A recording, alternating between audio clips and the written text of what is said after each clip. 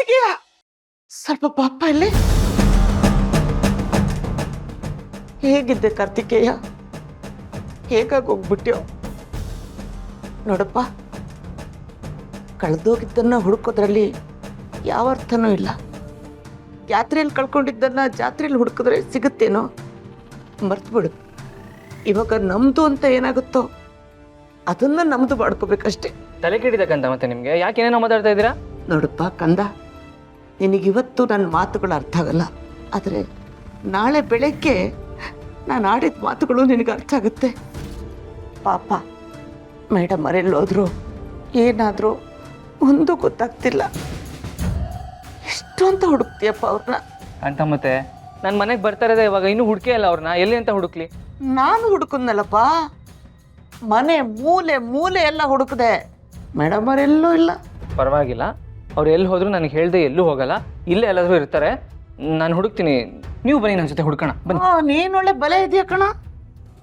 ಅಲ್ಲ, ಹೆಂಡತಿ ಜೊತೆಗಿದ್ದಾಗಲೇ ಇನ್ನೊಂದು ಹುಡುಗಿ ಜೊತೆ ಮದುವೆ ಫಿಕ್ಸ್ ಆದ್ರೂ ಸೈಲೆಂಟ್ ಆಗಿದ್ದವನು ಈಗ ಹೆಂಡತಿಗೆ ಬೇಜಾರಾಗಿದೆ, ಅವ್ರಿಗೇನೋ ಆಗಿರುತ್ತೆ, ಅವರೆಲ್ಲೋ ಹೋಗಿರ್ತಾರೆ.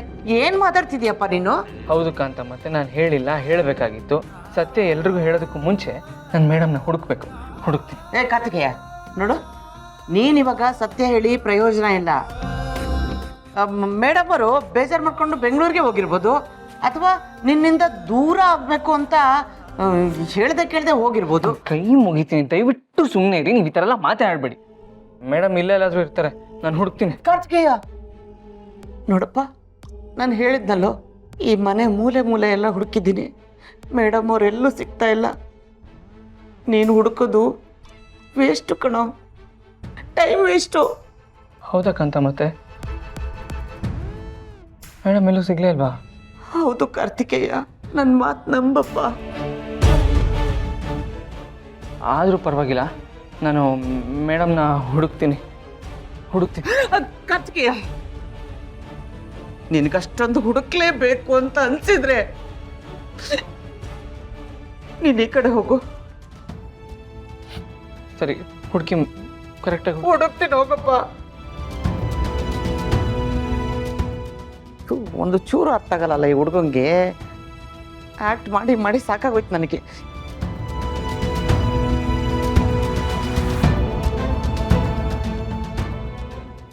ಓ, ಫೋನ್ ಬೇರೆ ರೀಚ್ ಆಗ್ತಿಲ್ಲ, ಎಲ್ಲೋ ಬಿಟ್ರು.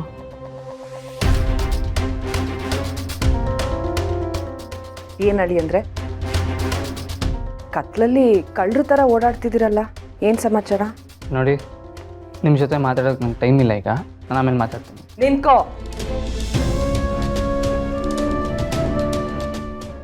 ಇಷ್ಟು ದಿನ ನೀನು ದೀಪಕ್ ಅಲ್ಲ ಬೇರೆ ಯಾರು ಅನ್ಕೊಂಡಿದ್ದೆ. ನಿನ್ನ ವಿಷಯ ತಿಳ್ಕೊಬೇಕು ಅಂತಾನೆ ಮುಂಬೈಗೆ ಹುಡುಗರನ್ನ ಕಳಿಸಿದ್ದೆ. ಆದರೆ ಇವಾಗ ಗೊತ್ತಾಯ್ತು ನೀನೇ ದೀಪಕ್ ಅಂತ. ನಾನು ಅವತ್ತಿಂದ ಅದನ್ನ ತಾನೇ ಹೇಳ್ತಾ ಇರೋದು. ನೀವು ಯಾರ ಹತ್ರ ಕೇಳಿದ್ರೇನು ಬಿಟ್ರೇನು, ನಾನೇ ದೀಪಕ್. ಹಾಗಿದ್ಮೇಲೆ ನೀನು ನಾನು ಹೇಳೋ ಕೆಲಸ ಮಾಡಬೇಕು, ಅದು ಬಿಟ್ಟು ನಿನ್ನಿಷ್ಟ ಬಂದಂಗೆ ಮನೇಲಿ ಇರೋದಲ್ಲ. ಎಲ್ಲ ವಿಷಯ ನಿನಗೆ ಗೊತ್ತಲ್ವಾ ದೀಪಕ್? ಸುಮ್ಮನೆ ನಾಟಕ ಆಡಬೇಡ. ನಿನಗೆ ಅಂಜಲಿನ ಮದುವೆ ಆಗು ಅಂತ ಹೇಳಿದ್ದೆ ನಾನು. ನಿನ್ನನ್ನು ಅವಳ ಜೀವನಕ್ಕೆ ಬರೋ ಹಾಗೆ ಮಾಡಿದ್ದೆ ನಾನು. ನನ್ನ ಹತ್ರ ದುಡ್ಡು ತಗೊಂಡು ಅವಳನ್ನ ಪ್ರೀತಿಸಿ ಮದುವೆ ಆಗಿ ಮನೆಯಿಂದ ದೂರ ಕರ್ಕೊಂಡು ಹೋಗ್ತೀನಿ ಅಂತ ಹೇಳಿ ಈಗ ವಾಪಸ್ ಈ ಮನೆಗೆ ಬಂದಿದ್ಯಾ? ಹವಾ, ಸತ್ಯ ಅಂತೂ ನಿಮ್ಮ ಬಾಯಿಂದಾನೆ ಆಚೆ ಬಂತಲ್ಲ. ನೋಡಿ, ಇದುವರೆಗೂ ನಿಮ್ಮ ಮಾತು ನಡೀತಾ ಇತ್ತು, ನಿಮ್ಮ ಪ್ಲ್ಯಾನೇ ನಡೀತಾ ಇತ್ತು. ಆದರೆ ಇನ್ನು ಮುಂದೆ ನನ್ನ ಮಾತು, ನನ್ನ ಪ್ಲ್ಯಾನೇ ನಡಿಬೇಕು.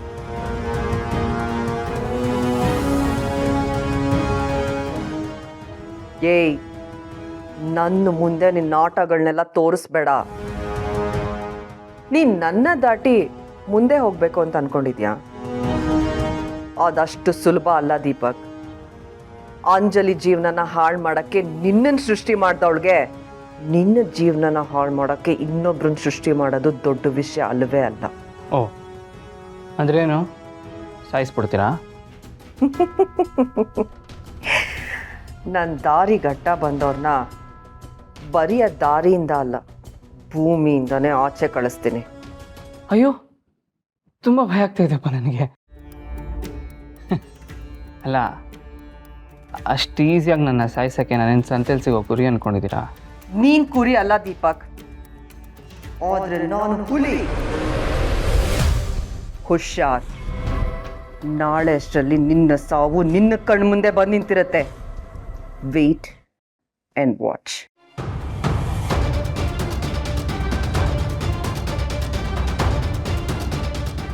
ಒಂದು ಕಡೆ ಮೇಡಮ್ ಸಿಗ್ತಾ ಇಲ್ಲ, ಇನ್ನೊಂದು ಕಡೆ ನನ್ನ ಜೀವನೇ ತೆಗಿತೀನಿ ಅಂತಿದ್ದಾಳೆ ಇವಳು. ಅಯ್ಯೋ, ಈಗೇನು ಮಾಡೋದಪ್ಪ? ಹಾಂ, ನನಗಿರೋದು ಒಂದೇ ದಾರಿ. ಈಗಲಾದರೂ ಈ ಮನೆ ಯಜಮಾನ್ರಿಗೆ ಇರೋ ವಿಷಯನೆಲ್ಲ ಹೇಳ್ಬಿಡ್ಬೇಕು. ಹೇಳ್ತೀನಿ.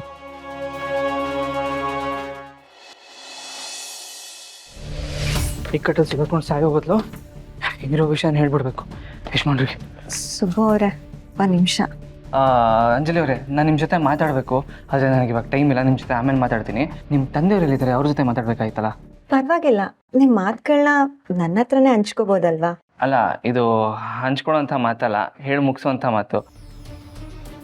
ನೋಡಿ ಅಂಜಲಿ ಅವರೇ, ನಿಮಗೆ ಎಲ್ಲ ವಿಷಯಗಳು ಗೊತ್ತು, ಹಾಗೆ ನನಗೂ ಎಲ್ಲ ವಿಷಯಗಳು ಗೊತ್ತಾಗಬೇಕು. ದೀಪಕ್ ಎಲ್ಲಿದ್ದಾರೆ, ಅವ್ರು ಏನು ಮಾಡ್ತಾ ಇದ್ದಾರೆ, ಅವರು ಏನು ಕೆಲಸ ಮಾಡ್ತಾಯಿದ್ರು, ಅವ್ರ ಬಗ್ಗೆ ಏನಾದರೂ ಗೊತ್ತಾ ನಿಮಗೆ? ಗೊತ್ತಿರೋ ದಯವಿಟ್ಟು ಹೇಳಿ. ಇದ್ದಕ್ಕಿದ್ದಾಗೆ ಯಾಕೆ ಅವ್ರ ಬಗ್ಗೆ ಕೇಳ್ತಿದ್ದೀರಾ?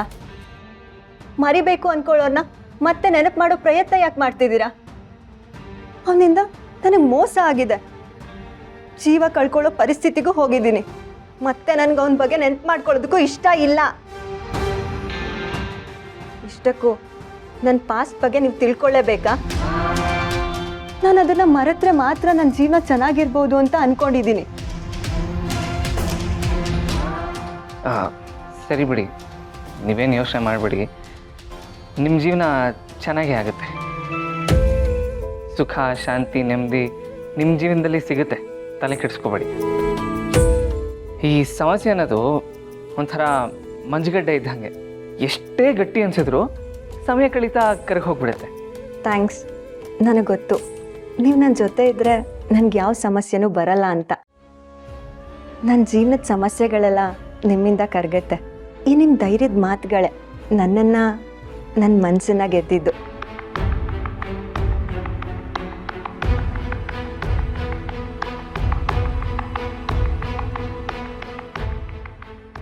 ಒಂದು ನಿಮಿಷ.